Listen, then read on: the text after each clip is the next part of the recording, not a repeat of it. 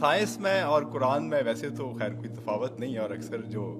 قرآن نے جو حقائق پہلے بیان کیے ہیں سائنس ابھی ان کی تائید کر رہی ہے، لیکن ایک تفاوت یا فرق بڑا واضح ہے جو مجھے اکثر کھٹکتا رہتا ہے کہ اس کی اگر آپ توضیح کر سکیں تو سائنس کے حساب سے، اور میں چونکہ دماغ کا ڈاکٹر ہوں اس لیے، اور آپ بھی ڈاکٹر ہیں، آپ بھی جانتے ہیں کہ اچھائی برائی، انسان کا نفس، انسان کی فکر، انسان کی جو مختلف اس کی جبلتیں ہیں اور ہر چیز جو ہیں وہ سب کچھ دماغ میں ہی ہے، اور اس کی فکر، اس کی سوچ، اس کی نفرت، اس کی اچھائی، ہر چیز جو سب چیزیں جو ہے دماغ میں ہی ہیں، اور یہ سائنس نے بڑی اچھی طرح واضح کر دی ہے، اس میں آپ کوئی شک کی گنجائش نہیں رہے گی۔ لیکن اس کے برعکس مذہب جو ہے وہ قلب کے اوپر توجہ دیتا ہے اور ہر طرف قلب کا ذکر کیا جاتا ہے، تو اس میں اس تفاوت کا مجھے کچھ اگر آپ وضاحت کر سکیں۔ تشریف رکھیے، بہت اہم سوال ہے، اور سائل بھی چونکہ بہت پڑھے لکھے ہیں، سائنسدان ہیں، استاد ہیں، اس لیے بھی اس سوال کی اہمیت زیادہ ہے۔ دیکھیے، سائنس صرف میٹیریل چیزوں سے بحث کر سکتی ہے، وہ چیزیں جن کی حقیقت میٹیریل نہیں ہے، مثلا روح، یہ کوئی میٹیریل شے نہیں ہے۔ ہمارا جسم یہ ایک میٹر کا معاملہ ہے، ورلڈ آف میٹر سے متعلق ہے۔ ہمارے جسم کے سارے فنکشنز جو ہیں وہ سائنس ریویل بھی کر سکتی ہے، ڈسکس بھی کر سکتی ہے، بحث بھی کر سکتی ہے، اور صحیح فیصلے بھی دے سکتی ہے۔ لیکن یہ بات میں نے بڑی وضاحت کے ساتھ بیان کی ہے، اس کے لیے شاید آپ کو میری کچھ چھوٹی چھوٹی چیزیں پڑھنی پڑیں گی۔ قرآن مجید کے مطالعے سے جو مجھے معلوم ہوا وہ یہ ہے کہ انسان در حقیقت ایک کمپوزٹ بینگ ہے، اس میں دو وجود جمع ہیں۔ ایک میٹیریل ہے جو حیوانی ہے،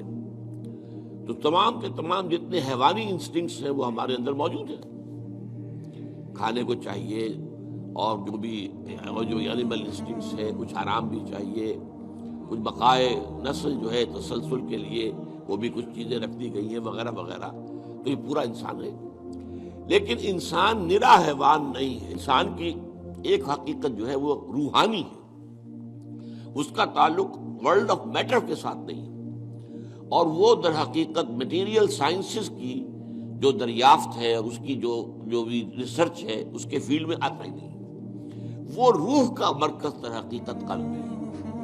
یہ روح ہے در حقیقت، اور یہ کمپلیٹ پرسنالٹی ہے ان اٹ سیلف، انویزیبل ہے، دیکھی نہیں جا سکتی،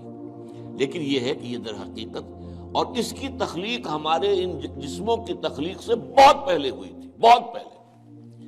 یعنی جس کو کہ یہ کہتے ہیں بگ بینگ، بگ بینگ سے میٹر اور میٹیریل یونیورس جو ہے اس کا آغاز ہوا ہے۔ پرائر ٹو دیٹ فرشتے اور ارواح انسانیہ اس سے پہلے پیدا کیے گئے،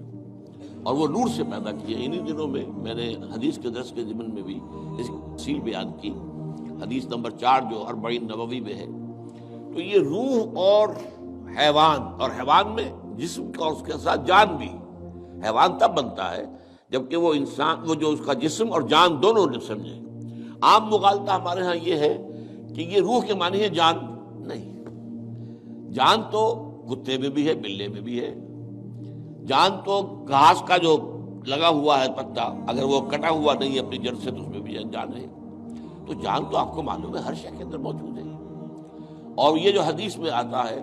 کہ جب رحم مادر میں امبریو جو ہے 120 دن کا ہوتا ہے تب اس میں روح پھونکی جاتی ہے، یعنی اس سے پہلے جو ہے 120 دن، تو کیا وہ بے جان تھا؟ اب ظاہر بات ہے ڈاکٹر صاحب سے بڑھ کر کون جانے گا اس کو کہ وہ تو جو سپرمیٹوزوون تھا وہ بھی جاندار تھا،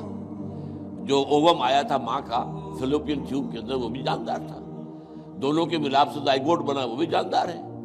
اور یہ ایک جو ہے نشو و نما پا رہی ہے چیز جو کہ زندگی کی سب سے بڑی علامت ہے۔ وہ جو ہے 120 دن تک اس نے ڈیولپمنٹ کی ہے، جس کو قرآن مجید کہتا ہے نطفہ ہے، پھر نطفے کے بعد جو ہے وہ مضغہ ہے، علقہ ہے،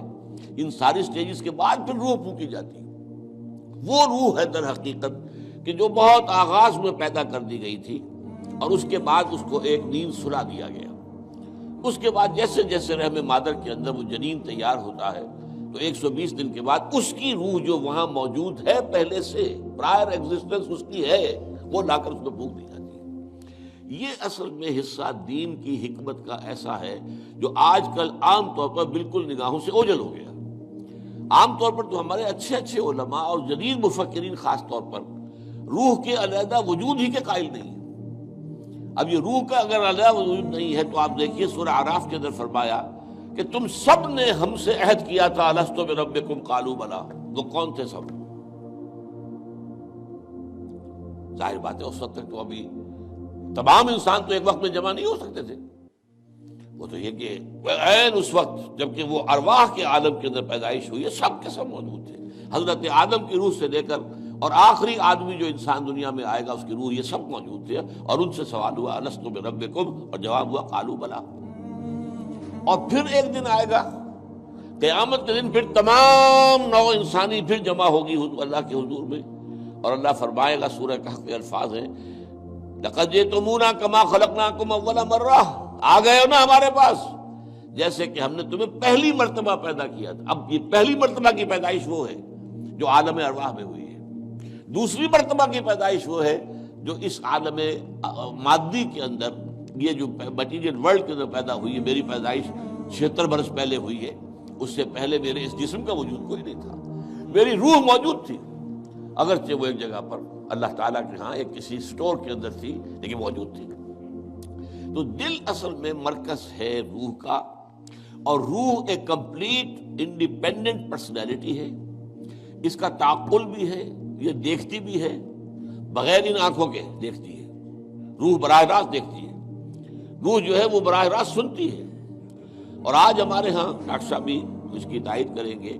جو ایکسٹرا سینسری پرسیپشن کا تصور آیا وہ کہاں سے آیا؟ ہم تو جانتے تھے کہ 5 ہی حواس خمسہ ہیں، انہی سے انسان جو ہے پرسیپشن ہوتی ہے، تو یا تو بصارت ہے، یا سماعت ہے، یا ٹچ ہے، یا اسمیل ہے، یہی ٹیسٹ ہے، یہی حواس خمسہ ہمیشہ سے چلے آ رہے ہیں۔ یہ ایکسٹرا سینسری پرسیپشن کہاں سے آیا؟ تو معلوم ہوا کہ اب تسلیم کیا جا رہا ہے کہ کچھ ہیں صحیح چینلز دوسرے بھی جو انویزیبل چینلز ہیں، اور ان کا تعلق جو ہے وہ دل کے ساتھ ہے، اور دل جو ہے وہ در حقیقت وہ ہے مقام روح کا۔ تو یہ روح اور جسم یا حیوان مل کر انسان بنتے ہیں۔